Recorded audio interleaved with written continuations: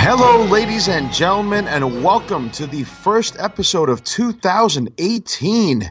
Happy New Year to all our loyal listeners, Choose Commandos, Mormons, militants, and to our new listeners from around the country. We'll explain that in a moment. And around the world, this podcast is powered by the More of the Same network in association with Anti-USW Productions, known worldwide as the Yin and The Yang. I am the former two-time USW heavyweight champion and martial artist, known simply as Anthony Chu, a.k.a. Chuzilla, the ultimate thriller. All muscle, no filler, baby. And on today's program, and trust me, friends, it is a power-packed episode to start the new year. We have a historical, groundbreaking first for this show. I've been challenged by my own coach, who's called me out, and we'll talk about that. Will the legend return for competition in 2018? MMA versus pro wrestling on social media? Maybe even further than that. We'll go over to UFC 219 and our, oh my God, and ESPN is calling me now, and our usual segments of Chewed Out, fan mail, and a whole lot more. So ladies and gentlemen, to join me in this campaign to kick off the new year and smarten up the fans and the dumb people who need this knowledge, and trust me, folks, there's plenty of that out there. Please allow me the privilege, the opportunity, if you will, to introduce to you my co-host. Yes, ladies and gentlemen, he's back.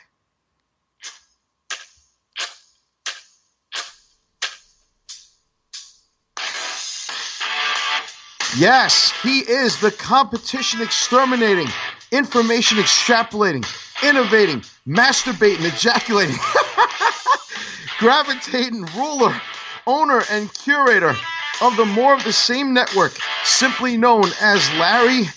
New year, new results. All of you can still kiss my ass just the same, Mormon. Wow. Wow, that's, I didn't know I got new music.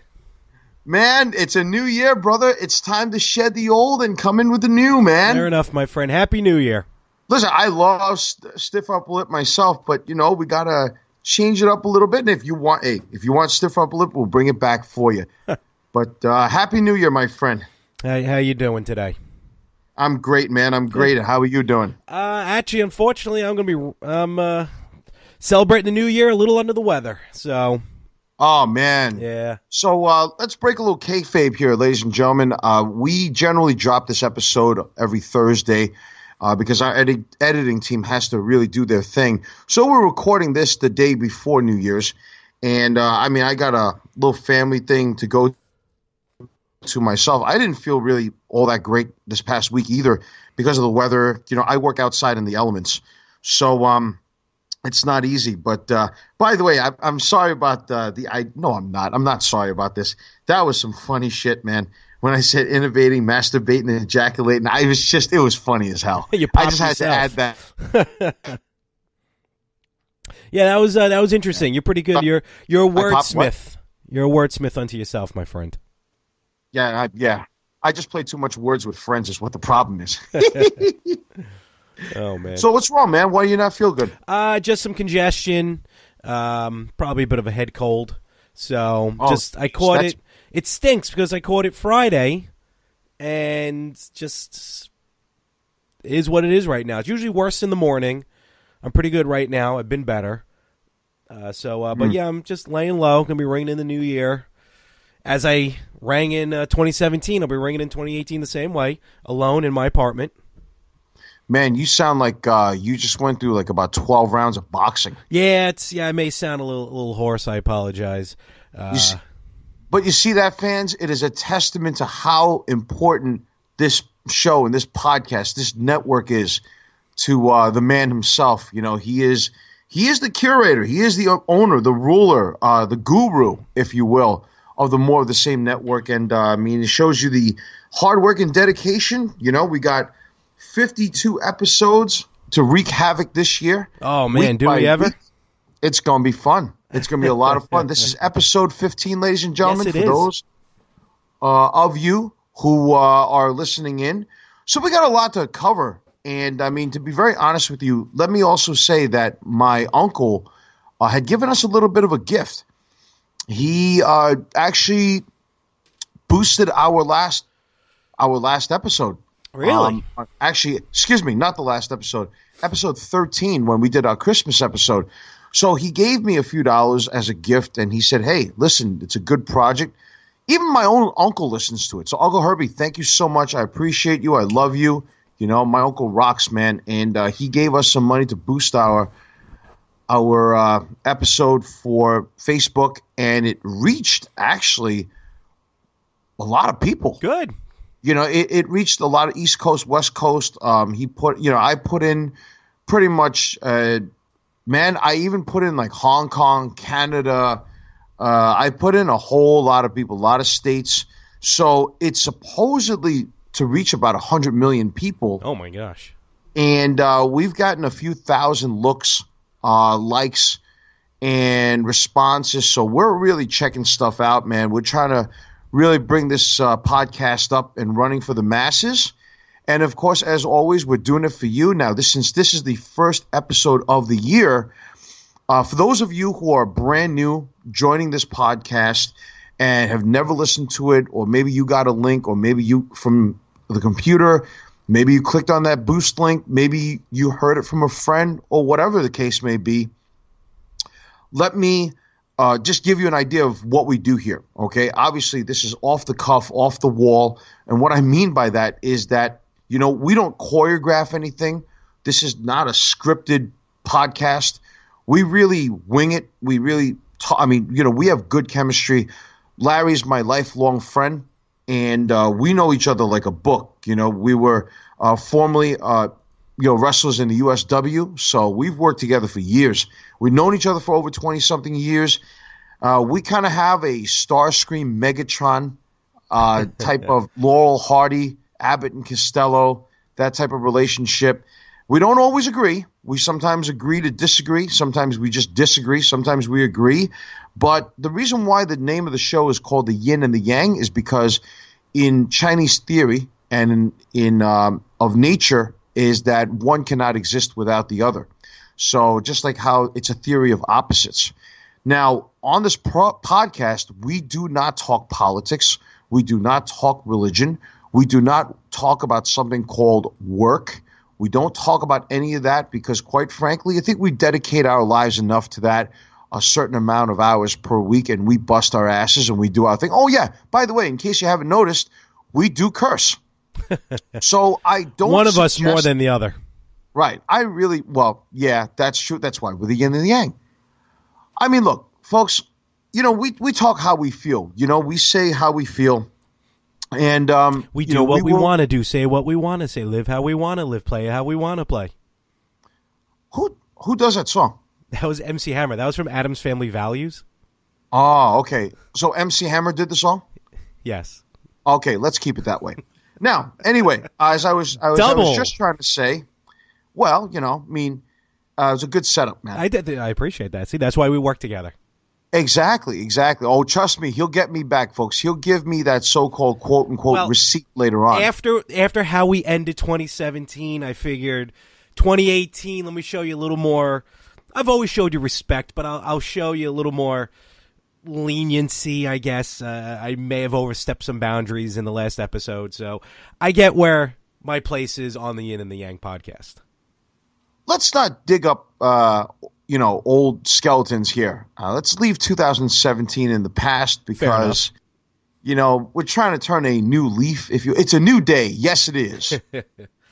Now, at the same time, you will have a chance, ladies and gentlemen, to voice your opinions because we do give out an email. We have social media. We have a Facebook page and all that other good stuff. So, you know, we'll plug all that. And Larry also is the owner of a network of podcasts. So he'll be giving us the rundown about what he'll be doing week to week and all that other good stuff. And yes, you do have a voice. So we got a show to do. So let's get on with it. And the first thing I wanted to talk about was that, I was watching last night after the 9 to 5. I went out to the gym, came out of the gym. I was really exhausted. And, man, I went to go see UFC 219. Now, for me, quite frankly, I'm a very big – and by the way, we do talk about traditional martial arts, mixed martial arts, contact sports. Professional wrestling, in our book, we are both fans. We do consider it a sport and a contact sport at that. So we do talk about that. You'll hear a lot of wrestling references. And quite frankly, that's what it's all about. We do a lot of fitness, motivation, and all that other good stuff. So, and this podcast is for you, the listeners, the people. My crew is called the Choose Commandos, and Larry's fans are called Mormons Militants. So, don't look that startled, Larry. Sorry, now, it's the Monday NyQuil that I'm on right now. The Monday NyQuil, exactly. Speaking of Monday NyQuil, it was Monday NyQuil last night of that UFC 219, man. I'll tell you, I was tired, granted, but I really felt the fights, most of them were kind of boring. I wanted to see the Carlos Condit fight against this guy, Neil. I don't even know how to say his last name, but that Condit lost, and I wasn't really a very big fan of that. And I was just like, blah, The only fight I knew of and everyone was talking about was Cyborg versus Holly Holm. Right. But there's also another fight of this one guy, Khabib, who fought, and he annihilated this dude. There wasn't even competition. And, I mean, everybody knew it. The predictability was there because, I mean, the other guy that he fought was just outclassed. Okay. I mean, sometimes you're going to get that. You get that either it's going to go 3 or 5 rounds, depending whether or not it's a championship, or you get that, 15-second knockout, or you get something in between. Right. I think the most unique thing about the UFC is that, you don't know what the best fight's going to be out of that card. You don't know what the outcome is going to be, in a sense that you don't know if it's a 15-second knockout or whether it's going to go the distance. Which I have to admit, and this is not a knock on UFC, this is not a knock on MMA, so please don't take it the wrong way.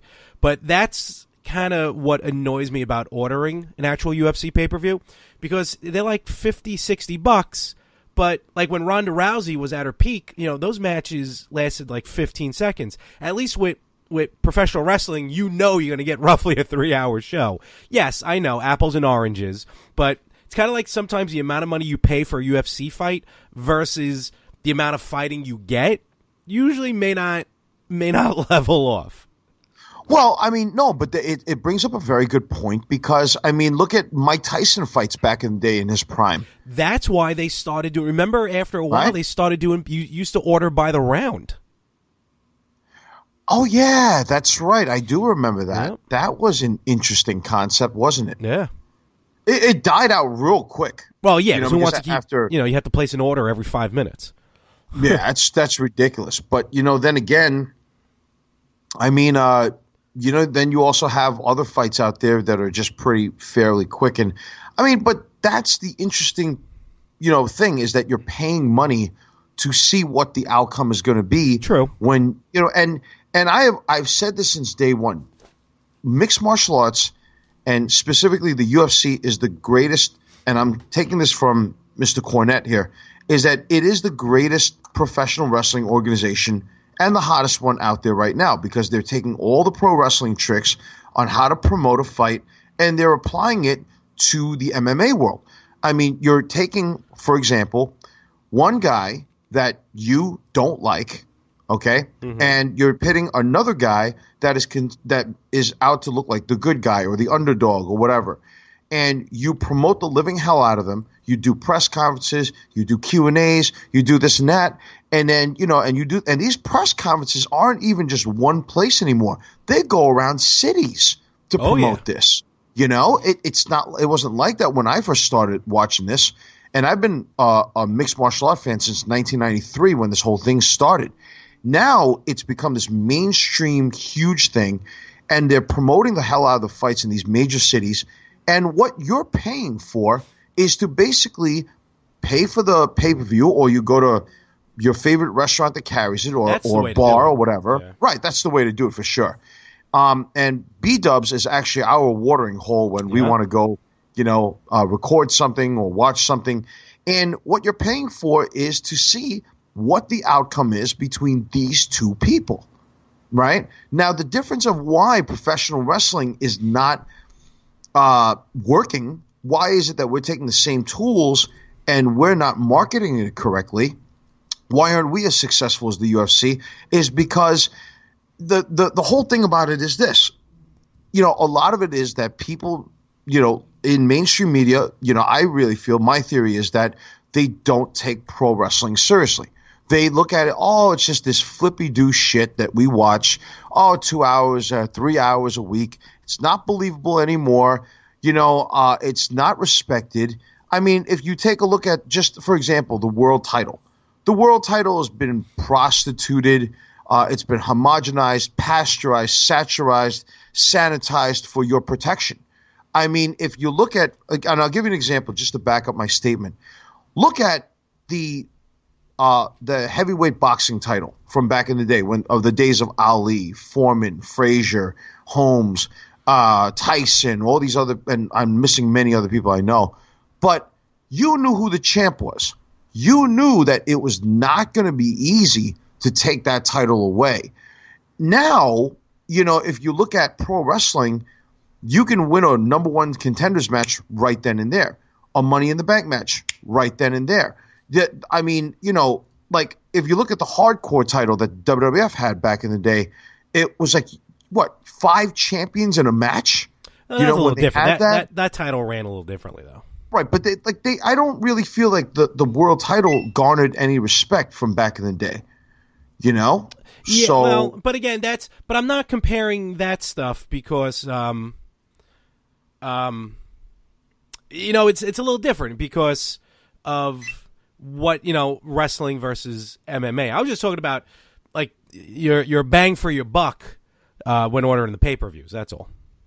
Okay. But the merging, not merging, but there's a lot. You're talking about how a lot of MMA takes from wrestling. Before we get into one subject, let me ask you a question because you saw it, and I'm quite interested how it was because Holly Holm was the one that dethroned, the unstoppable Ronda Rousey. So how was the fight with her and Cyborg? Well, yeah. Sorry, I digress. With the Holm fight with Cyborg is a physical specimen. I mean, like, I know a lot of people joke around that she's built like a dude or whatever, or she is a dude or whatever, or that she takes like PEDs or steroids, whatever the case may be. I mean, dude, one punch from her was like 2 punches from Holm. I mean, now Holm's a professional striker, being she was a boxer, kickboxer, stuff like that. But I mean, Cyborg really just, in a sense, it went the distance, but you could tell through all 5 rounds, she broke her down. Mm-hmm. It took a while, it took a bit, but broke her down. Who broke who down? Cyborg broke Holm down. All right. And I really like, Holm. I really like Holly Holm a lot. I think she's pretty awesome, And the thing about it is, it's like I just couldn't believe the idea that it's like now it leaves a question to the UFC. Who can really stop Cyborg? Is she now the new Anderson Silva? Is she now the new Ronda Rousey? Chuck Liddell? Is she the new Ronda Rousey? I mean, who do you have of caliber to fight her? Mm-hmm. There's nobody. And unless Rousey makes a serious comeback, I don't foresee that happening at all. I mean, you and I have better. Mm-hmm. I was going to say, I don't know, because Ronda Rousey may be too busy preparing for the first ever all-women's Royal Rumble. So who knows?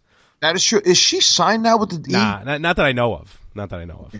Well, depending on how she does, I mean, she could be. Yeah. So, I mean, like, if, why break your body like that when you can just do it in a different outlet and still make money out of it, True.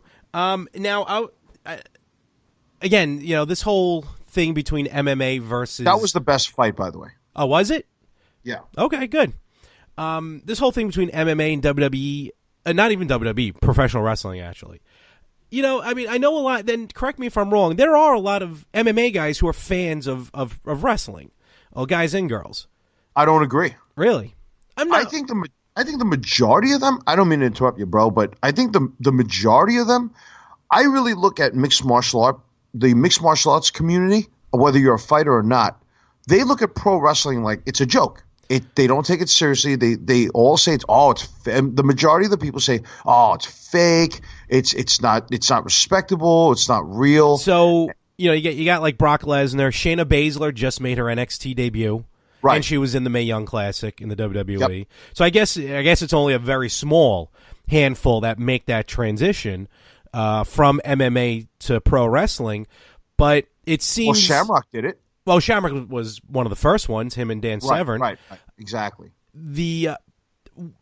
But it seems that there are still some feuds between wrestlers and mixed martial artists, one of which made itself to Twitter recently. Oh, but let me also add one other thing before you get into that. And I know you've been keeping up on that, so I'm going to let you take the lead on this one. Is that a lot of professional wrestlers have a mixed martial arts background. Now, a lot of people don't know this, but a lot of pro wrestlers are huge fans of MMA. Yeah. But it seems though the MMA people are not they don't give pro wrestling their respect at the way it is. And I've said it before in the previous episodes that, a lot of the moves that we see in professional wrestling, yes, they are for entertainment value, but they come from that shoot wrestling, that catch wrestling, the hookers and the shooters of back in the day. They invented these moves, and they are applicable. Well, also, look, like in wrestling, look who's dealt with MMA. Shinsuke Nakamura fought MMA. Absolutely. Gentleman Jack Gallagher, MMA. Obviously, Brock Lesnar. Obviously, Shayna Baszler. Who's that? Bobby Lashley. Bobby Lashley. Right. Kurt Angle, I think, did one. Did he? He was training. He was going to. Batista, yes. Yep. There was Alberto Del Rio. Yeah. Seriously, Del Rio was I know. Fighter. Yep. What's her name? She was in the Mae Young Classic. She's that Brazilian chick, Takani. I can't remember her name, but there was actually a couple women in the Mae Young Classic who dealt with MMA. And but most recently, it looks like Daniel Cormier may have put his foot in his mouth. I love DC. But he started, there was a Twitter war that was between, I believe, him and, was it Cody Rhodes, right? Yep. Is he allowed to use Rhodes? Or is it just the American Nightmare, or is it just Cody now? Because, the Rhodes name is actually given to, it's owned by WWE? Probably, yeah. That's stupid. Well, Cody's making his name on his own, but the American Nightmare adds to it. Yet his wife Brandy Rhodes is allowed to go by Brandy Rhodes. Oh, Brandy! Because she was Eden Styles when she was in WWE. Right. Yeah. And she herself is becoming a good wrestler. Well, why is she allowed to use the Rhodes name and he's not? I guess because Cody Rhodes used Cody Rhodes in WWE and Brandy never did. Okay. Rhodes isn't their real last name anyway. So right, it's Runnels. Yeah. Right. But this was just a few days after Ring of Honor's Final Battle, and you know what? It was weird because it was funny. The match that Daniel Cormier commented on, I kind of I'm not in pro wrestling personally. I'm not a fan of the, just kind of flipping around the ring for the sake of flipping around, like that infamous match between Will Ospreay and Ricochet from a couple of years ago. The one where they would just, move after move, flip after flip, reversal after reversal. Right. Look, it looks nice, and I'm not saying it's bad. I'm not condemning it. Personally, I'm not crazy about it. I'd like to see, I'm a more heavy, anything, boxing, MMA. I like the heavyweights, if you will. Okay. But, be that as it may, it was the match, I think it was at Final Battle, it was for the ROH World 6-Man Tag Team titles, and it was the Young Bucks and Adam Page against, it was a Dragon Lee, Pentagon, I believe Pentagon, and I think, what's his name, Flip Gordon? No, I forgot the gentleman's name, I forget. But it was, okay. Anyway, at one part of the match, it was, they were literally doing that. They were flipping around, doing drop kicks to each other, but it was like double drop kicks. And it was just a lot of kind of flippity-do, if you will. Right. So Daniel Cormier, who apparently, I guess, was a wrestling fan, sent out... He is a wrestling fan. Okay, all right. He's self-admitted, actually. And from his Twitter account, and I quote, at Phil Baroni, so I guess he was... I don't know what Phil Baroni may have said, but at Phil Baroni, this is actually pathetic. This is what people want to see. Go to a goddamn gymnastics competition. Suplex, body slam, pile driver. Do some old school wrestling, man. DDT. I remember when the Frankensteiner was the most you'd ever see someone flip. I say boo to this BS. And you know what? In my opinion, he may have something to say about it, because I'm watching the clip right now, and it was a head scissors, flipped out of it, head scissors, another flip out of it. So back and forth. A back flip out of it, back flip out of it, double drop kick, another double drop kick from two other guys, double drop kick from the other two guys, and then oh my God, all six did a drop kick, and everyone's standing up. Now, listen, I was there. I was at Final Battle Live. The place went ballistic. Don't get me wrong. The place went nuts. But it was a lot of flipping around. Now, Cody Rhodes... who lost the title at Final Battle, but be that as it may. Here's what Cody said directly in response to Daniel Cormier, and I quote from Cody Rhodes' Twitter account. "It's not pathetic. The paying audience enjoyed it. UFC is thriving, and pro wrestling has been going strong since 1920. Besides, most of y'all ask Hunter for a job when the wheels fall off anyway, and most are on the comp list at Staples," meaning the Staples Arena or Staples Center in L.A. "So lay the fuck off." Wow. So Cody laid into him, and I got to admit, Cody made some valid points as well. Well, here's the thing, right? Here's what the problem is. The problem is that, I'm a fan of both, guys. I'm a huge DC fan. I'm a huge Cody Rhodes fan, or Cody fan. And I like them both, and they both bring up good points. Okay? Now, I mean, let me be in defense of DC here. I think he grew up watching old school pro wrestling, because I've seen him in his UFC fights do a body slam before. I mean, no, he really has. He did a fucking body slam on some guy, which was pretty awesome. Even when I watched it, even I went crazy. Now, I agree with him. I think that if this was a lucha libre promotion, a Mexican wrestling promotion where it's that style, or if it was an all cruiserweight like in 205 Live, okay, I can understand that everybody does something flippy. Everybody does that style. Everybody does something aerial. In this match, everyone was pretty much a cruiserweight, probably except for Hangman Page, but he was close.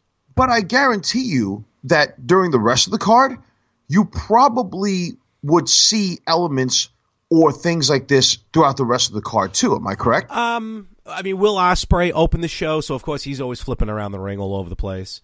Okay. You don't really get much of that. Like when Silas Young, when he won the TV title, he's not, he's the real last real man professional wrestling, so he doesn't do any of that. He does maybe one or two flips, like a backflip or something. But that's the whole thing. It's like everybody has the same repertoire in a sense, or at least a variation of it. And it's just become like oversaturated. It's becoming overbearing. Now, for an old school wrestling fan, they're looking at this like this is this. I mean, even Michael P.S. Hayes had said this one time, is that it's all about like these flippy moves that they do. Now, as beautiful and as amazing and as artistic as they are, it should be more confined to a specific style of match, as opposed to everybody having elements of doing this. And I understand where DC is coming from, but let me say this. Let me also defend Cody Rhodes. Cody I agree with him when he said basically, look, it is what the audience wants. Now, whether the audience is intelligent or not, I think the majority of the wrestling fans nowadays don't know shit. A lot of them. Because they're fed this bullshit play wrestling like the Joey Ryans, and let's not get back into that, okay? Or the Kenny Omegas or the Bucks of the world today. And the thing about it is that Cody is also right in a sense that when the wheels fall off in MMA and you can't do MMA forever, your shelf life is only, 5-10 years? Not everybody's a Randy Couture. Yeah, you go to Hunter. Look at what Ronda's doing now. Look at what fucking Shayna what's her name? Shayna Baszler? Yeah. Look at what she's doing. Look at Brock Lesnar. Look at Brock. Well, Brock started in pro wrestling but first, I'm saying... But then he went to MMA, and then he came back.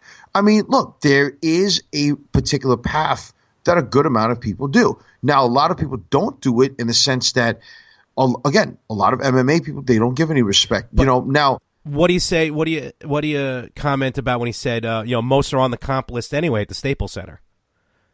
Well, yeah, because they are on the comp list. I mean, that's a proven fact.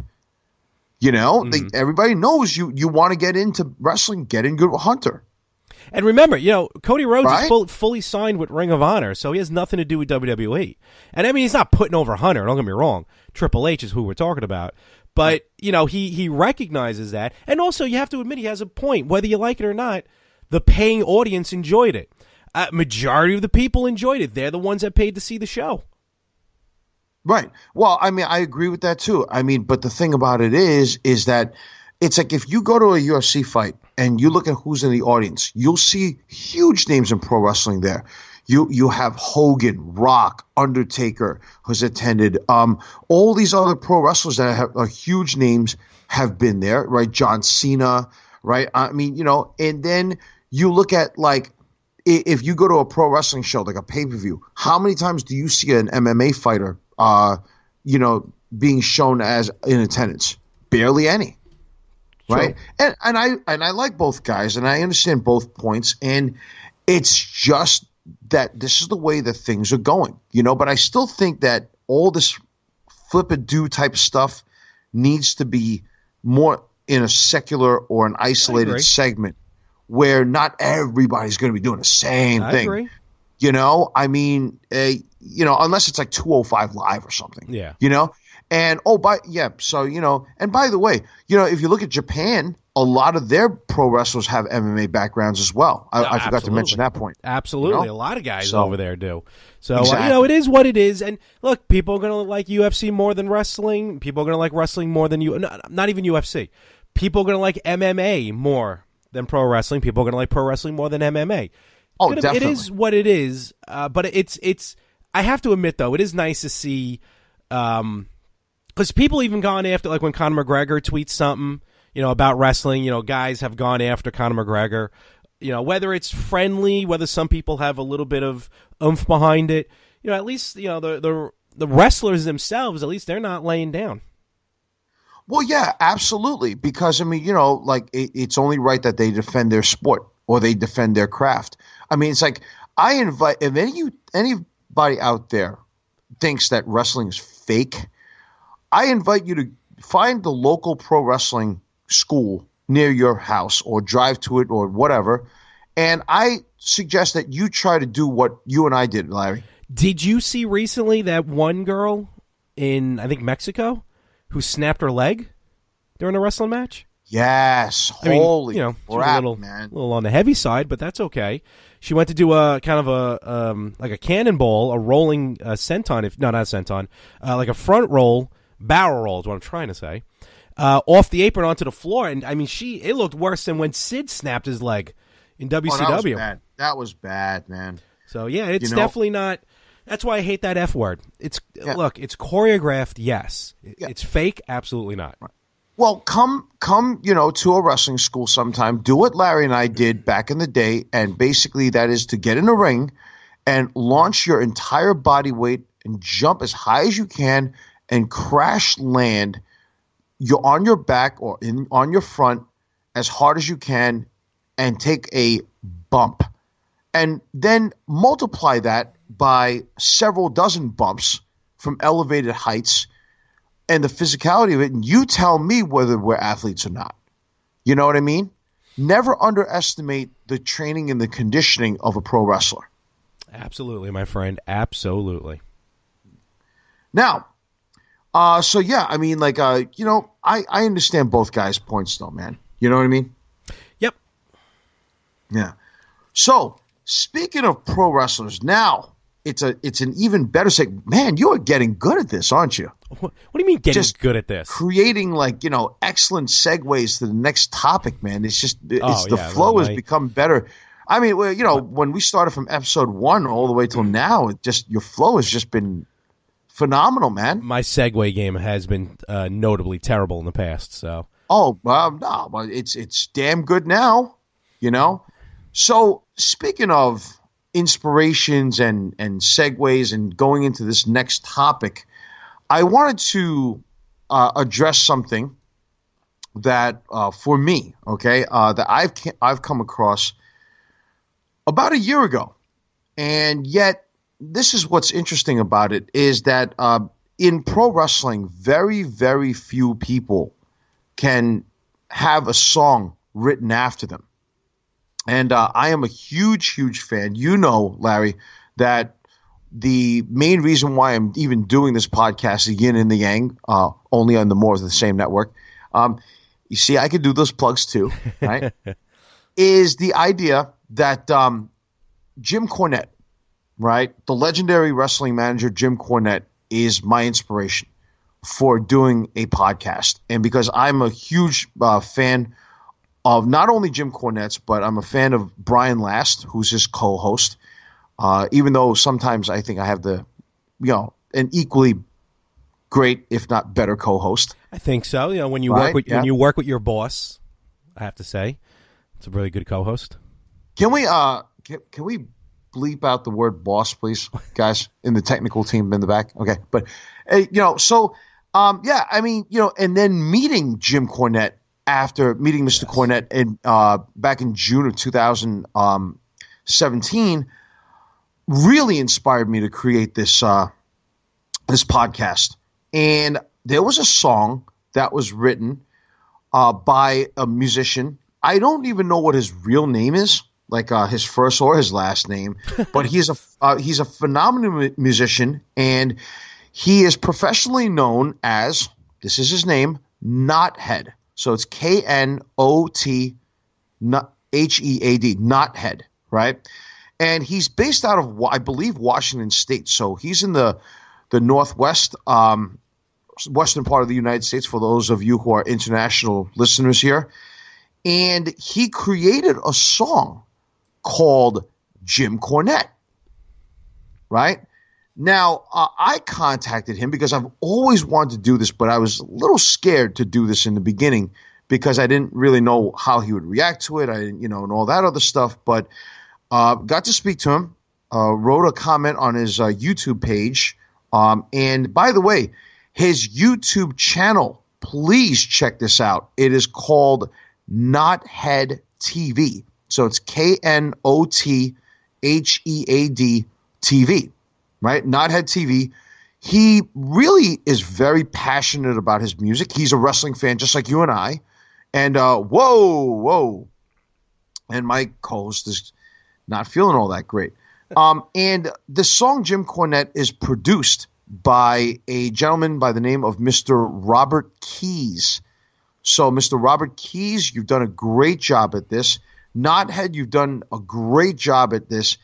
And I am going to actually, on the Yin and the Yang, this is a historical first for us.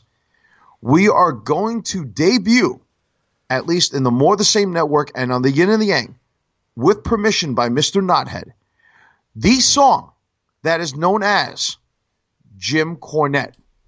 So, interns in the back, play that funky music there, white boy. Here's the problem. The problem is that I don't appreciate when people that I either have never heard of and don't know me, or that I know and have always treated fairly and politely and in a professional manner, knock me, lie about me, or say bullshit about me that I don't deserve to be said by them. Everybody hates me like I'm Jim Cornette, like I'm Jim Cornette, like I'm Jim Cornette. Verbally, no one can take me like I'm Jim Cornette, like I'm Jim Cornette, like I'm Jim Cornette. Society enrages me like Jim Cornette, like I'm Jim Cornette. trade with me like Jim Cornette, like I'm Jim Cornette, like I'm Jim Cornette. Woke up feeling like old school knothead, clinging by a thread, and if it breaks, well then I drop dead. Eyes bloodshot red, old school pothead. Used to be the Northwest hip hop prospect. Am I dropping dead? R.I.P. to old knothead. No, not yet, not me. They haven't caught yet. How can you catch what you cannot see? So I'll just be me until I'm buried dead and rotted. And everybody's trying to push me off the scaffold. Vader bomb you bitches, now you're sticking out my fat rolls. Haters wanna get stitches, you can kiss my asshole. Treat you like your name is Vince, not worth my time or hassle. Everybody hates me like I'm Jim Cornette, like I'm Jim Cornette, like I'm Jim Cornette. Verbally no one can take me like I'm Jim Cornette, like I'm Jim Cornette, like I'm Jim Cornette. Society enrages me like Jim Cornette, like I'm Jim Cornette, like I'm Jim Cornette.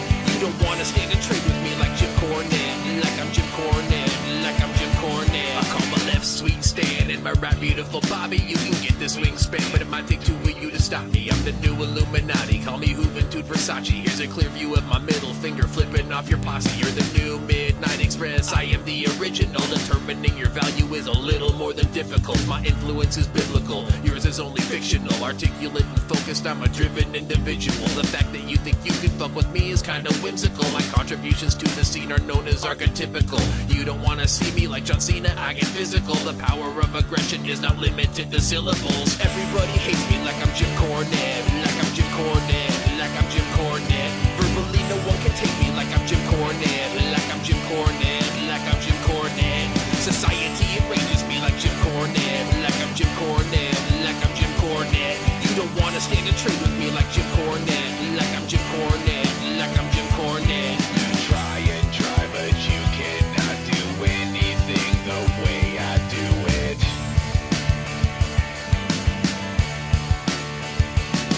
You lie and you cannot see that the people see right through it.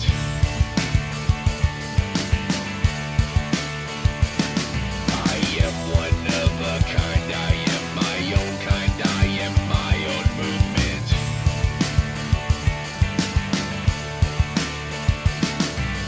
If you got anything to say to me, motherfucker, that's right, motherfucker, call me. So fuck you, anybody that likes you, anybody that looks like you, anybody that's on your fucking side. Everybody hates me like I'm Jim Cornette, like I'm Jim Cornette, like I'm Jim Cornette. Verbally no one can take me like I'm Jim Cornette, like I'm Jim Cornette, like I'm Jim Cornette. Society enrages me like Jim Cornette, like I'm Jim Cornette, like I'm Jim Cornette. You don't wanna stand and trade with me like Jim Cornette, like I'm Jim Cornette, like I'm Jim Cornette. Then if they want to do something about it from there, it's up to them. Now, I'm not saying I'm a tough guy, but I will tell you what I think. If I believe that I've treated you fairly, or I've never done anything to you and you fucking knock me, or if you lie about me and something that I haven't done, plenty of shit that I have done, fucking go ahead and pick from. You don't have to make shit up. Yeah, listen to that. A world premiere right here, a historical first on our network and on this show. My God, man. Mr. Robert. That's Mr. a song. Robert, there you go. Mr. Robert Keys, Knothead. Holy shit.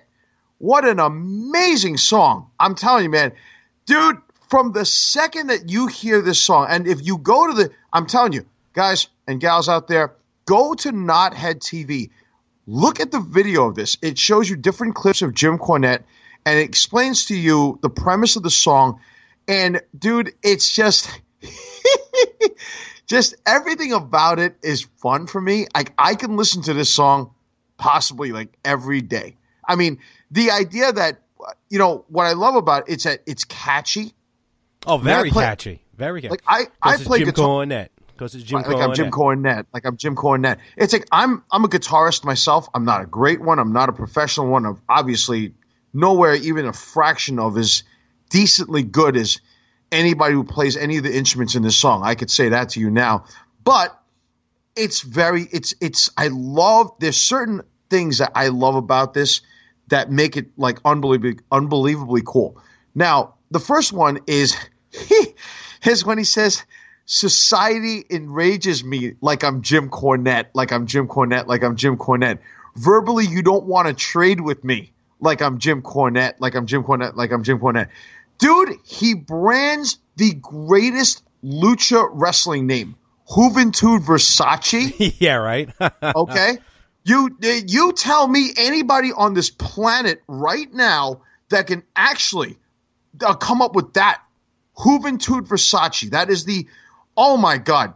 If the people at AAA and CMLL don't like copy that name, you're idiotic. And the other one is, bro, if you can rhyme the two words whimsical, meaning you, and archetypical, right, meaning me. What? First of all, the majority of the people in this world don't even know what the fuck those two words mean. All right? I mean, really, archetypical and whimsical. You can rhyme those two together. You are a genius. Yeah, that was pretty good. Oh my God, man. And it's just, and you have the fucking Cornette part. He's like, just like, me motherfucker. Like, he just keeps saying motherfucker. And then in the end, the way that it ends is he just goes, hee hee hee hee. It's like, it's like, God damn, what a great song. Man, I can't even explain it to you. To me, that was awesome. And it's like, it's one of those really good songs that, like, you could have the shittiest day on earth, and then it's like you play the song and you feel so much better. You know what, Mr. Knothead? This is going to be my go-to song, like my therapy song, just to make me feel better when I'm having a shitty day. And besides, if God forbid, even Jim Cornette said it, if he ever gets like some type of like Alzheimer's or whatever the fuck, right? They just play for me. He'll know exactly what his name is. It's mentioned so many times. Really so he's already doing him a service right there. And it's like, you want to be, and if you listen to it, it's like, society enrages me like I'm Jim Cornette, right? So like, somebody wants to be like Jim Cornette. Shit, I want to be like Jim Cornette. I mean, I would love to be a wrestling legend and a podcaster and so everybody who's listening to this, do me a favor right now, okay? I've mentioned Knothead TV on YouTube, but let me also say this. Mr. Knothead also has a Facebook, Twitter, and Instagram, and they're all on Facebook, Twitter, Instagram /Knothead Music. So for those of you who are not inclined to know how to read, it's KNOTHEAD MUSIC. So /Knothead Music. And if you guys want to check out some merchandise, and I have checked out this link to his merchandise, it is, dude, I'm going to order something. I honestly, God, I'm going to order something. It is www.knotheadmusic.big, B-I-G, cartel, that's one word, bigcartel.com. So again, the merchandise is found at www.knotheadmusic.bigcartel.com. And all these links will be in the description of the show as well, so you'll be able to click on them. Right, absolutely, because I'm telling you, awesome. And I've listened to some of Mr. Knothead's music as well. It is hardcore. It is passionate. You can tell, like, people in the Pacific Northwest who live in like Washington and Oregon, they're very passionate about their music. They're very hardcore about their music. And that's pretty awesome, man. Like I always, and I'm always giving respect and I give credit to everybody who dares to think outside the box, dares to be great, doesn't have to worry about what the haters say. That's what Knothead is doing. That's what Mr. Robert Keys is doing. So phenomenal job, gentlemen. Thank you so much for this contribution. On behalf of my crew here at our crew here at the More the Same Network, thank you for this great contribution, and thank you to Jim Cornette and Brian Last for the inspiration for us to do this podcast here known as the Yin and the Yang. So, Mr. Knothead, hit me up anytime, and hey, if you ever want to come on to this show as a guest, please let me know, please. Absolutely. And great stuff. Check him out also on iTunes. You can download the song on iTunes. And, a lot of his Right. the video as well. The video for watching Jim Cornette's very entertaining also. So it's not just an audio. It's a visual. Right. Absolutely. Okay, so, hey, Larry, can we just do the rest of the program just talking about Knothead and his music?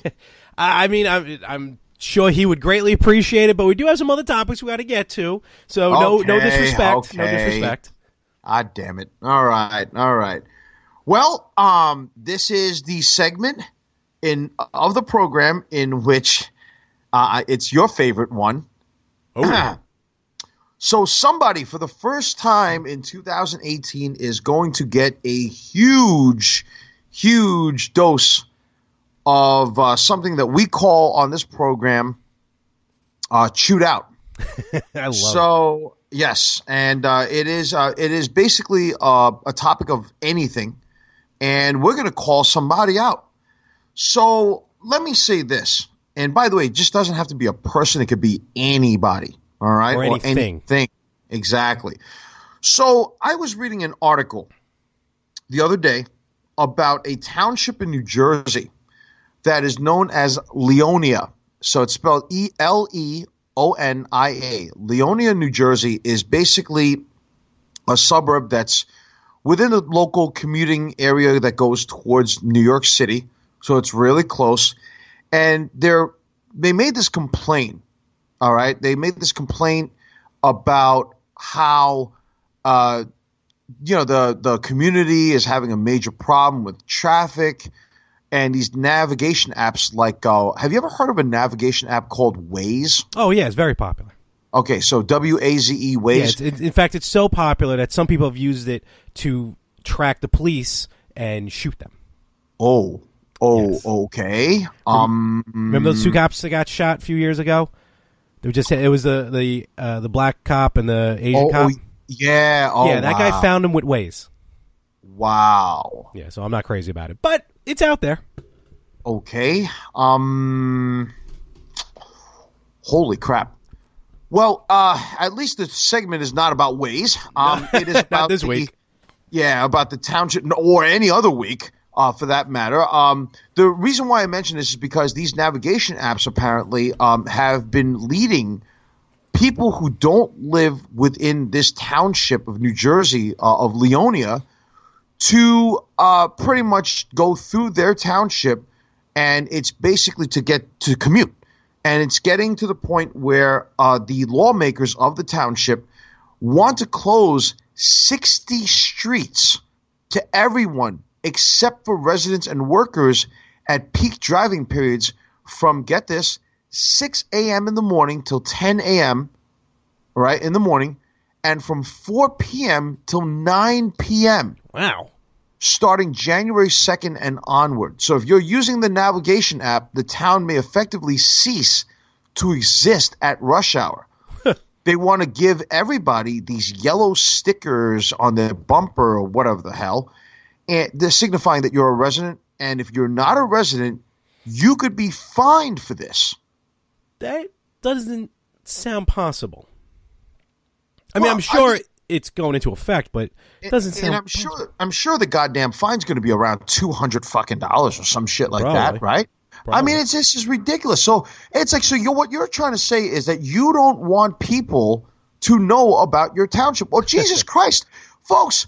You don't live in fucking Hazard County now, do you? Them right? Duke boys.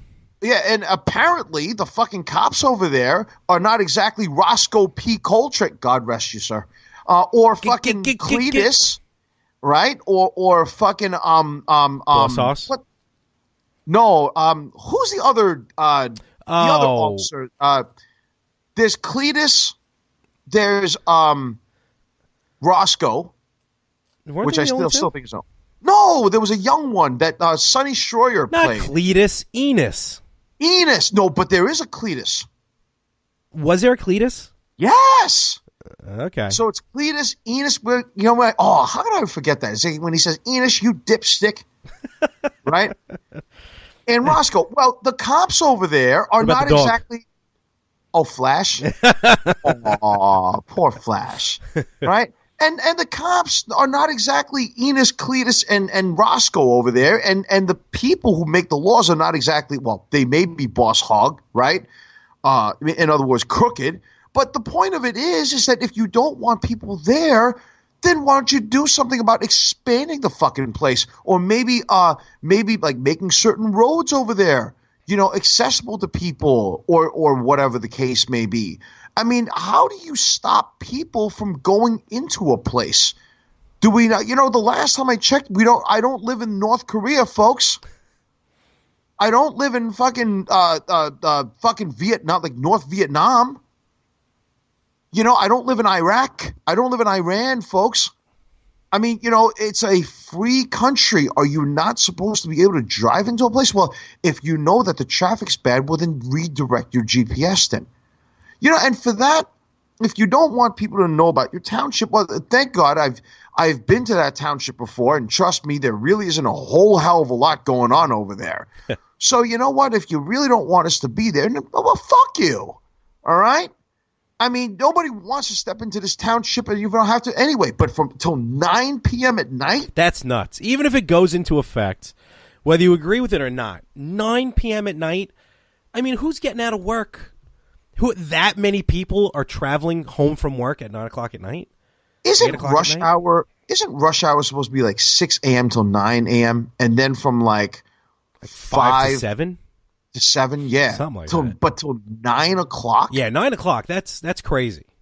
Are you folks over there hiding something, or are you afraid that people are going to smarten up your suburbs over there? It's like a Twilight Zone. Yeah. Like, what the hell is going on? Yeah, you know what, folks, if you're listening to this, don't go to Leonia, all right? Don't support their businesses. Don't support anything. Don't have anything to do with this township, all right? Because there's really nothing going on over there in the beginning, and they don't have good restaurants to begin with anyhow. And if there are, well, then, you know what? Put up something, comment on us, and let us know, because when I was there, I didn't find anything interesting about the place. It's a place where people live and commute. It's as simple as that. And at this point, I'd like to introduce our newest sponsor, the Leonia Travel Committee. I guess they picked some poor timing to look to sponsor the Yin and the Yang podcast. Oh, boy. Well, you know what? Now that they've given us sponsorship, I have a question for you. For the record, they did not give us sponsorship. Oh, okay. That's true. Well, I have a question anyway. Oh, do you? Okay, what was that question? To all the lawmakers over there that are even considering this absolute tomfoolery, all right? Do you know what happens when you limit people from trying to be free into coming into your township and expecting that people support the local economy over there? You know what happens, huh, Leonia? You know what happens when you basically restrict people and basically want to fine them for coming into your township? We're starting off 2018 right. Right. Well, if you wanted this to be like the sanctuary, all right, in The Walking Dead, maybe you should have made it that way from the very beginning. You know what happens, huh, Leonia? Leonia, New Jersey? You just got chewed out. Oh, first one of 2018. And I'm not done yet. Because we got a bonus. I got something else on my mind right now. Now that we're done with that place, let's focus one other thing. Have you seen this video on, I don't know if it was on YouTube or it was on some type of like a mixed martial art website where the former bantamweight UFC champion Cody Garbrandt was sparring in the octagon with Jean-Claude Van Damme? No, I have not seen that. Okay. So apparently Van Damme gives him this hook kick, right? When they were sparring and they were doing like, punches and kicks, just strikes. Mm-hmm. And he basically said that so Cody Garbrandt claims that Van Damme gave him this hook kick and pretty much nearly knocked out his teeth. Shouldn't he be wearing a mouth guard? Exactly. Thank you. Thank you. How, number one, you're a professional MMA fighter. If you're going to go in there and do anything contact, okay? I'm glad I got the right answer. Are you not supposed to wear a mouth guard? or something. Secondly, you're in there with Van Damme. Do you know how good his kicking is? At 57 years old, that guy can probably still knock some fool out easy. He's only 57? Something like that. Holy cow. And he is still in amazing shape. Oh, absolutely. He's still he can still kick like he's 25 years old. The muscles from Brussels. Right? Muscles from Brussels, man. And you're a pro MMA fighter. I'm sure you've been hit harder than that, and I've seen the video, and you did not get kicked that hard because I've done sparring. I've done some fighting, and I've done full contact fighting, right? Trust me, I've been punched in the jaw, I've been kicked, I've been helicopter kicked, like that Van Damme kick. I've been hit in the temple with that. I've been roundhouse kicked to my temple. You've been hit with the sweetness. Punched in the jaw. I've been hit by a move called the sweetness in the ring. Greatest move ever. I don't know about that. It's still controversial. All right. I have been hit a few times, a good amount of times, more than I can count with two hands. And I've always had a mouth guard on, folks. And secondly, guess what? I don't bitch about it. Things happen. Right? Maybe you shouldn't have taken him you shouldn't have underestimated him, taken him lightly. So for that, and for you bitching and moaning for a former champ to be kicked by an actor and a martial artist, we got a bonus here? We got a bonus? Mr. Garbrandt, I have a question for you too. Uh-oh. And ask the folks at Leonia how they're feeling right now. Because, Mr. Garbrandt, do you know what happens when you bitch and moan and take somebody and you underestimate somebody and you take them lightly and you think that, oh well, he kicked me, and then all of a sudden you're claiming that, oh, I should have kicked his ass. You're not going to kick his ass, okay?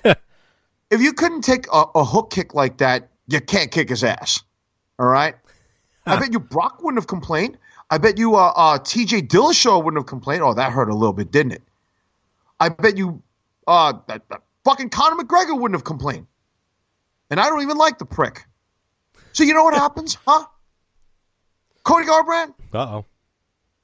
You've just been chewed out. Wow, we are just barely in 2018. We already got 2 chewed out victims. Fucking idiot. Apparently, now we're 1 up, so in case we don't have a victim 1 week, we're already going to level off, so that's good. Exactly. Should be averaging once a week. 1 a week. Oh, man, that was a good one. Unbelievable. Yeah, that's why I'm just, like I said, I'm glad I got the question right. Ay, Jesus. But even you're not a martial artist, and even you know. Honestly. Right? Yeah. Safety first. And, folks, I swear to God, my hand to God on a stack of Bibles, Larry's answer was not rehearsed. It was not choreographed. It was not scripted. He even knew, based on common sense, wear a freaking mouth guard. If you're going to go in there with no padding and no protection and you're going to be kicking or punching or whatever, wear a mouth guard for safety, folks. Look, I get sparring, not really doing full contact, but hey, mistakes happen. Exactly. Good stuff. Oh, boy. Great job, JCVD. We love you here. Anyway. Loved you in Street Fighter. Street Fighter? That was like the worst movie ever that he made. Hard Target. Still my favorite. Love that movie. All right. So, fans, you have a voice. We've heard you, and it's time to take some fan mail. Man, I'm looking at the mail, and holy crap, this is piling up, brother.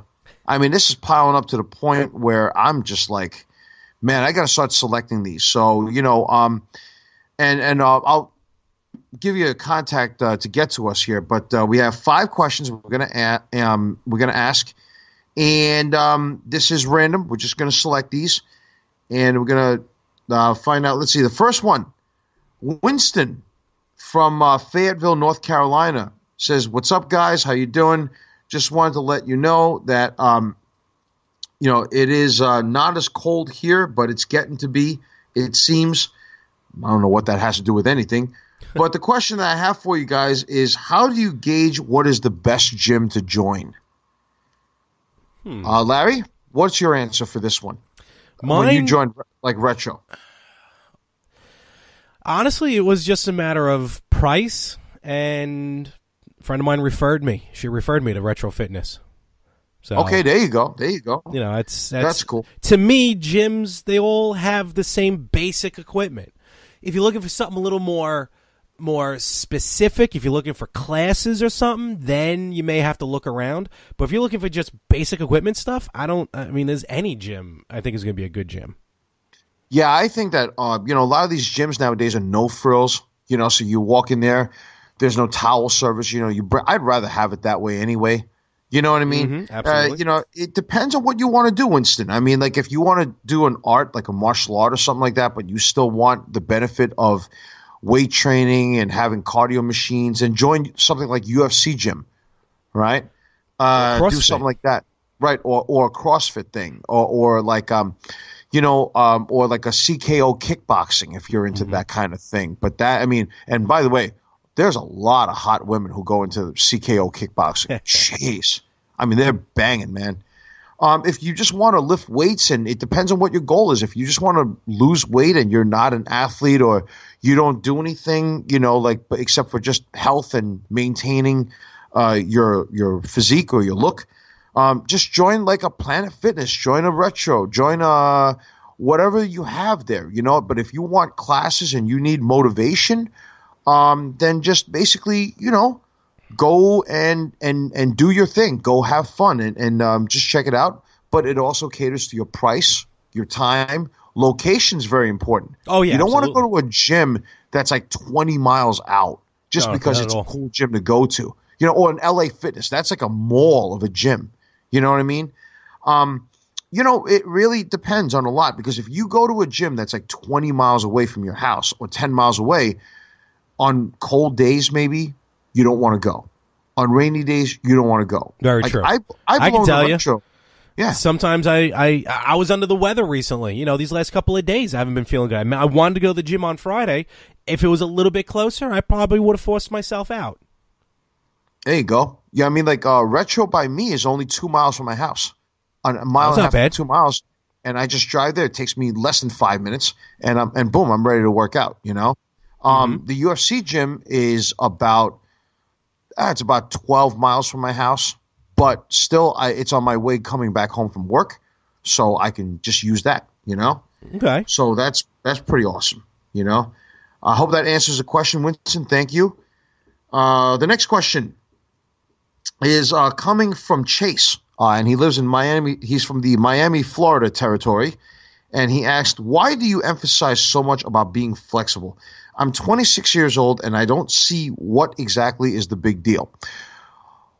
Well, Chase. Well,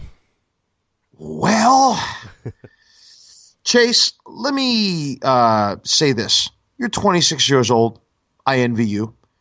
But there will be a time in your life, if you live healthy and long enough, where you will be 46, 56, 66, 76, 86, 96. Hell, you might even live to 106.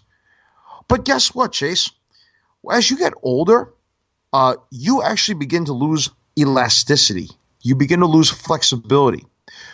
Just to, try tying your shoes right now at 26 and then come talk to me at 86 and tie your shoes then. You need to be flexible. You need to be able to be limber. That's why I emphasize DDP yoga a lot. I emphasize any yoga because you have to keep, if you don't use it, you lose it. You lose your flexibility means that you can also lose your balance. And then that trickles down. So it's very important not just to do like the standard stretching that you see people do nowadays. You know how many people go to the gym sometime? Look around you. Look at the people and what they do. And you tell me the majority of the people who are in that gym, most of them can't probably touch their toes. I sure can. Most of them, well, I mean, but you're working on it, right? Trying to get there. There you go. I mean, so flexibility and balance is key. You'll see. You'll get there, my friend. Let's see. Hubert has asked this question, Larry. What is the backstory on Huang, and how did you get to know him, et cetera, et cetera, et cetera? Keep up the good work, guys. Thank you. Well, he ain't my intern, brother. Well, he soon won't be mine either. But it was basically a like an exchange program. What happened was I had a couple of interns. What? Actually. Yeah. Do you remember what was his name? It was Billy DeRivey. Yes. Yeah, he was. Yes, he was, I do. I remember. He was the second. He was the second intern that we had. Came over from DeVry University, and he was a good worker, but This is not endorsed by DeVry. But he, I got this contact from this company with this kind of exchange program that would also, with the exchange, it allowed Billy to go overseas. It allowed for whoever they had to come over here and kind of learn communication, learn television, movies, podcasting, like in a different land, like because everywhere does it a little different, and their aspects, what they're expected to do, things like that vary. So it kind of gives them world exposure. And so I signed up for it. We also got, got a little bit of a kickback, which was pretty good. I mean, granted, Billy had no idea what was going on when I dropped him off at the airport, but he went on his way. And then this is when Huang came out. He looked very eager, ready to go, asking me questions. Like, we were in the car heading back to the studio, and he was just asking question after question. I'm like, this kid's a go-getter. I mean, it was weird because he was kind of asking me like where the studio's located, and then like the nearest bank, which was kind of odd. But I figured, he just needed the money. So we ended up getting back to the studio, and he was all gung-ho about it. Granted, he spent a lot of time on the computer servers, which is what it is. And just ironically, even though I asked him about it, but as much as I was waiting for the money to come in, there was a lot of money that somehow left the account, that we had for more of the same. But I think that was there was a virus in the system or something. I'm still waiting for that money to come back. So Huang has been the product of this foreign exchange. Now, as far as Billy's concerned, I mean, I haven't heard from him in a while. The letters that he was writing was weird because, like, I didn't notice. And you've traveled. You know several languages. It's one thing when, like, you go to a foreign land, sometimes you'll pick up their dialect, you'll pick up their language, you know what I mean? Like, you'll pick up how they talk. But Billy's, for some reason, his handwriting on his letters changed drastically. Almost as if someone else was writing the letters for him. I don't know, it's very weird. But the letters pretty much stopped last November for some reason. It's kind of odd. Right around the election time, but that's neither here nor there. I think it's just a coincidence. And but hopefully Billy's doing good. I believe he did go off to an Asian province. It was up north somewhere. So I can't remember exactly where, but it was definitely a northern territory of somewhere, and I can't remember. But Huang, since he's been here, has done nothing but screwed everything up. In fact. I really can't get... I mean, he was responsible for me shredding the lucrative contract of Glenn Notaro, who's going to come to more of the same network. But, let's not get into that, please. But for some reason, I can't get rid of him. I don't know what it is. Yes, he has the keys to my house, and he has the keys to my Maserati, which is weird because I never made him copies. But he just keeps coming back like a bad rash. And... long story short, he kind of grows on you, though. He's like kind of like a house pet at this point. When the Federal Bureau of Investigation comes here and actually does investigating for human trafficking. I don't know you. I don't know what you're talking about. I don't know anything. I know nothing. Well, I do know that the next question will be from Steven. And Steven has asked here, what is your opinion on a martial artist that is found on YouTube that has over 1 million subscribers by the name of Master Wong? Is he legit or is he a fraud? Well, have you ever seen a Master Wong video, Larry? No, I have. Be honest with you, no, I have not. Okay, so I think that what I'm going to do is I'm just for not even time's sake, but I want to do a segment on this gentleman here. I have my opinions of him, so I am going to actually do a segment completely next week, a full segment on Master Wong, and we will talk about this. So I do apologize, Stephen, that I'm unfortunately not going to touch upon it now. I want to actually, instead of just answering a few sentences, I'm just going to do a whole segment here. So the last question is going to be from Justina. Justina says, "Hey boys, what's up? I'm glad that you say guys and gals on this show, just because we ladies, I feel, sometimes don't have enough respect." I don't know why she would feel that way, but that's a different story. If you can invite 3 guests onto the show one day when it blows up and gets huge. What do you mean blows up and gets huge? It's already worldwide. And we're there. Not only that, we're reaching supposedly nearly 100 million listeners in Canada and our neighborhood country, or as Larry calls it, the attic of North America, and in many, many, many states around the nation.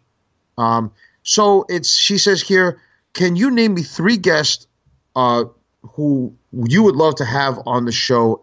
Who would it be and why? One would be Billy. I'd like to have him back on the show so I know what happened to him. No, actually, I would like to have. I don't know. That's a tough one because it kind of depends. Like with my range of likes, like I'd like to interview the guys from Riff Tracks, Mike Nelson, Kevin Murphy, Bill Corbett. They're the guys who used to do Mystery Science Theater. Now they do Riff Tracks, and I'm a huge MST3K fan. Even with that, I'll throw in there Joel Hodgson, the creator of MST3K, and helped get the show back on the air. So I'd love to pick their brains. Okay. I'd probably like maybe like have a wrestler on. I would love to talk to like Kevin Owens, Sami Zayn. I love to talk to guys like that. Zack Ryder, kind of guys I feel I can relate to. I can somewhat try to get Zack Ryder for you if you want, because he is a training brother of mine. Is he really? I told you that. You never told me that. Yes, I was in the same class as Zack Ryder, Trent Beretta. I thought you Kurt meant Hawkins. I'm thinking like martial arts and stuff. Never mind. I know what you're talking about. Okay. All right. My 3. I would love. If when this blows up huge, because apparently Justina doesn't think that our podcast is blowing up huge. So when it does, I would love the first guest to be Jim Cornette. Just because, I mean, dude, it's Jim Cornette. Do I have to say any more than that? Yeah. Do you know how it would turn into like at least a 5-hour podcast? Oh, boy. We would have to break it up into 3 parts. I'm serious. Because there are so many questions I want to ask him. I would love to one day, if I ever hit Powerball or Mega, I just want to basically just go up to Jim and basically say, listen, here's $500,000. Go out, have something to eat with me. I want to hang out with you for a whole day. I just want to, one day, I want to hang out with you, do whatever you want to do, go eat wherever you want to eat. And I just want to talk to you. I just want to pick your brain about everything and leave no question unanswered because I'm a huge fan of his. And again, we wouldn't have this podcast if it wasn't for him. See, the second person, dude, you know who I'm going to say, brother. What do you got? And it goes like this. Bang! Okay. I would love to basically have Diamond Dallas Page. Oh my God, would I love to have Diamond Dallas Page on the show. Because DDP is just, the guy is a motivator. You know, I do DDP yoga. At the same time, I want to pick his brain about the resurrection of Jake the Snake, which I actually saw last night. Good, right? In its entirety. There were parts of it I just wanted to cry. You know? And also, side note, DiBiase's The Price of Fame is available on Amazon. See, I'm not a very big DiBiase fan. Okay, but fair enough. Thank you for letting the listeners know. I appreciate that. We appreciate that. You know? Mm-hmm. See, the man is always up to float about everything, you know? And so definitely Diamond Dallas Page. There would be no words. I would not even know what to say if he got on the show. Like, I would literally be speechless. That would be another 5-hour podcast. Yeah. The third person, I would love to have. I really, really would like to have Philip Ree and or Billy Blanks. They're both two of my favorite martial artists. Mm-hmm. They're both very motivating. They're both masters of their styles, and they both are in peak shape. You know, so they talk a lot about fitness and nutrition and motivation, which is awesome. So does Dallas. You know, and when I want my cheat day, I'll just go to Mr. Cornette. You know. On a side note of a bonus, let's not leave out the women. I would, as a bonus guest, I would just love to have Megan Martin on this show so I can propose marriage to her. You know what, you're right. Not to leave the women out, I would love to interview Sarah Underwood, and you can find this other one. She's a cosplayer, Lainey Faye. She does a lot of like Supergirl, stuff like that. I would love to have her on the show as well. That would be pretty awesome. Yep. You know? All right, so there you have it. There's your questions. So fans, if you have any questions for us, if you have any comments, if you want to shout out, I don't care who it is, please get in contact with us. And here's the email. It's yinandyangpodcast@gmail.com. Once again, hit us up at yinandyangpodcast@gmail.com. Got it. All right, brother. Yep. So, finally, before we deplete all the resources, let me basically introduce our final segment. These damn interns.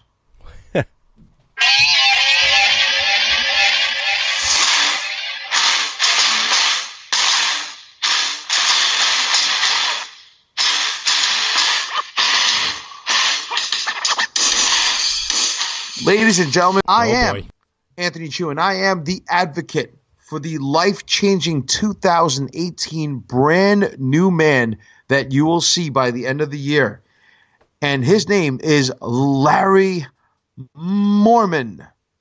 So, Larry, give us a progress report, man. Okay, like, what's been going on? Well, you had your other session, right? I did have another session last Wednesday from when we were recording. And, you know, going into that, I was having some problems. Wasn't eating right. I kind of fell off the wagon with that. When I was at the doctor, I was like 256 or something. But I am happy to say when I weighed myself yesterday, my scale said 250. So I guess that's good. So someone's scale is wrong, personally, I think. But be that as it may. What'd you drop? Oh, I guess 6 pounds, I guess. Because at the doctor, I was 256 back at the beginning of the month. And yesterday I was 250. So you know, I was told by a friend of mine who was a huge advocate for working out, and he told me that the best time to weigh yourself is actually you do it once a week, or once every 2 weeks. You do it in your underwear and in the morning. Yeah, I did it in no the morning. No socks, right? Just underwear. Get on that scale and do it. If you have a digital one, get on it twice. Yeah, that's what I did. I went, and I'm going to be honest, and this is not open, like I'm not trying to make a joke or anything about it, but I weighed myself right before I went in the shower. So it was just me. You know what I mean, on the scale. And I did it twice because I'm like, this can't be right. In fact, I even moved the digital scale to make sure the floor wasn't throwing it off. But it was the exact same weight, which was good. Have you started, like, what was it, like adjusting your workouts or eating habits? It's got to be the workouts because my eating habits have been absolute god-awful shit. So it has to be the workouts. But here's my problem, though. I don't know if I mentioned it last time.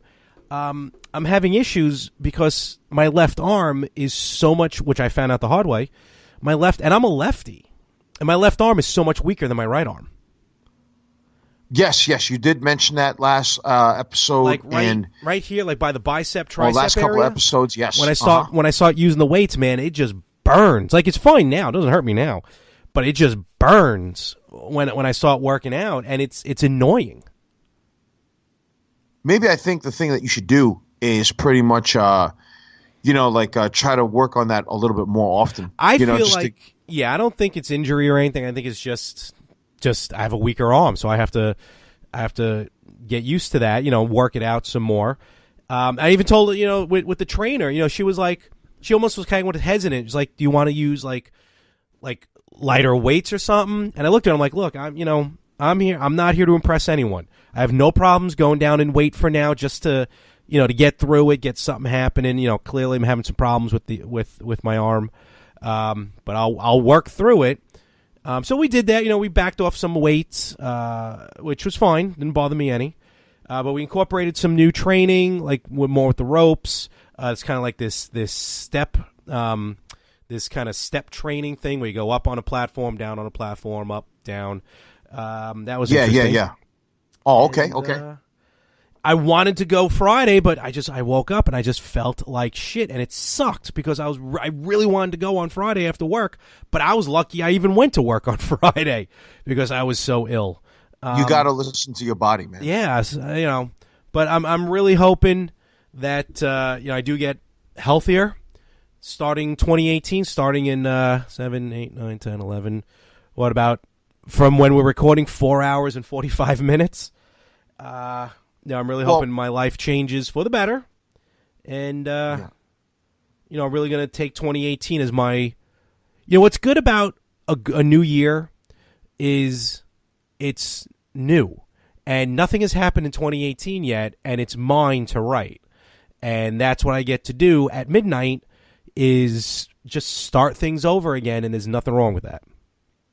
Well, something, every time that you have a setback, look back and wonder why, and don't dwell on it forever, but try to make adjustments, bit by bit, day by day, make those adjustments. And to be very honest with you, man, I mean, you're doing great. 6 pounds, brother. Let me just say this, and I'm sure all the listeners will agree with me. It's not easy, bro. I've been there. I've been 256. I've been 250. I know exactly where you're coming from. I started at 265, 270. So if I can get down to so that means I had to put in more work than you did weight-wise. So it's not a simple task. And you know what, man? It's not a fix. It's a lifelong battle, and it's something that you got to maintain, something you got to just keep improving on every day. This is not a quick, fad. It's a lifestyle. It's a thing that you live with that, is a good thing. It keeps you in check, man. You want to be around a long time, and I know you do. And, let me just say this. At least you didn't get challenged by your coach. I never touched up on that yet. I want to save it till now because what happened was that I walk in the gym on Saturday. Before we talk about that, just one thing. I don't mean to cut you off. Yeah. Before we talk about that, bro. Go for it. There is, I have to admit, there is inspiration where I can get to where I want to be. I don't know if you saw this. I don't know if you ever saw this photo of Akira Tozawa. You know Akira Tozawa from 205 Live? Yeah. Okay. Yeah. Uh-huh. I don't know if you ever saw this picture of him. It's kind of a before and after. It's a video of him, a photo of him when he first broke into the business and then him today. Wow. As I'm showing Anthony right now. Holy crap, man. He went from looking like me to having a six-pack. I mean, he was doughy. He had a bit of a gut. He had a family pack. Yeah, no, he was heavy. He had no definition whatsoever. And, today he's ripped, cut, and, as healthy as could be. So I see stuff like that. The Big Show, Chris Pratt. These are all guys who were heavy and then were able to turn their lives around at different stages of their lives, different parts of their lives. And if they can do it, I can do it. And I know it's available. I know it's out there. Look at it like this. If Jake the Snake and Scott Hall went from where they were at to what they are now, we can definitely do it. I mean, we could definitely meet our goals, man. Absolutely. I mean, so yeah, just keep on going, man. And don't ever fear failure, because failure is going to, get you, you have to understand failure to understand success. Mm-hmm. It sounds insane to say that. And I'm not, but it's true. And, something that Dallas Page said, before I get into my progress report is something that Dallas said in an interview. DDP said it's all about the way that you react, mm-hmm. that you adapt, and the way that you take action, right? And most importantly, you control the way that you breathe. He says that tells you a lot. And that's a DDP yoga thing that, I won't get into right now, but it's very true. And so you control the way that you adapt, the way that you react, the way you adapt, the way that you take action, and the way you breathe. So for me on my front, I walked into a workout on Saturday and I was using these things called TRX bands that my coach had me doing. Oh my God, I got my ass kicked by these things. Right? They like these resistance bands, they kick my ass. Like, I am so sore right now, it's not even funny. But every time I feel that, I know I did something right. Don't ever fear that. That's damn good for you, bro. And my coach basically weighed us out. He came in at 184 and I came in at 215. And he goes, I am challenging you in front of all the boys and the girls, and basically he said, listen, he goes, you have 12 witnesses here that I challenge you for 30 days for you to eat as clean as possible and for you to basically see whether you or I could lose the most weight and bring our BMI down, our body mass index down. He said that I want to see how far are you willing to go in the right, correct, healthy way. How far are you willing to go to make changes? He goes, because you want a new year, you want a new start. Let's see what you can do.